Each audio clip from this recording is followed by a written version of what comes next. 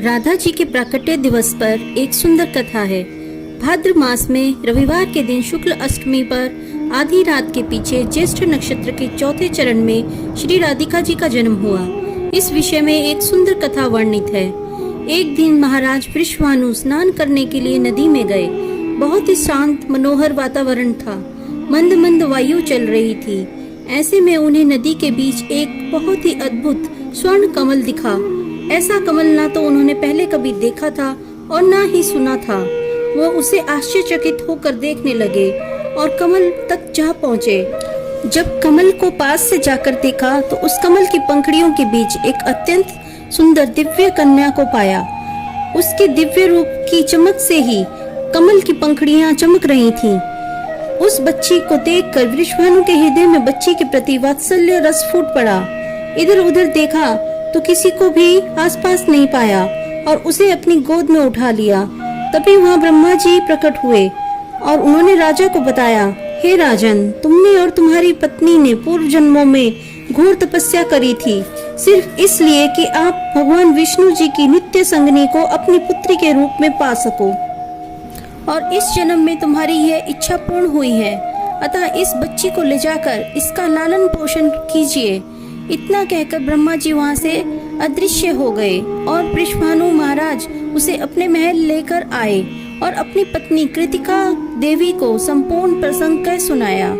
और कृतिका देवी ने भी इस नन्ही सी बालिका को अपनी मातृत्व की छाया में पालन पोषण करना प्रारंभ कर दिया। यह बालिका और कोई नहीं अपितु परम भगवान श्री कृष्ण की प्रिया श्रीमती राधा रानी थी। दिन बीते गए और राधा रानी जी की सुंदरता चारों दिशाओं में फैलने लगी थी। जो कोई भी उन्हें देखता बस देखता ही रह जाता। समय के साथ बस एक समस्या का पता चला कि यह बालिका ना तो रोती थी और ना ही अपने नेत्र खोलती थी। इससे राजा रानी दोनों ही अत्यंत दुखी रहने लगे थे। अभी वे इसके उपचार हेतु सोच ही रहे थे, तभी वहाँ नारद मुनि जी आ पहुँचे।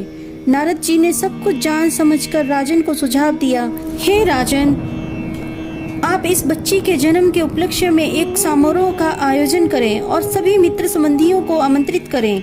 नंदगांव के अपने परम मित्र नंदलाल जी को भी सआदर आमंत्रित करें। अतः नारद जी की बात मानकर वृषभानु जी ने भव्य आयोजन किया और नंदलाल जी को भी निमंत्रण भेजा।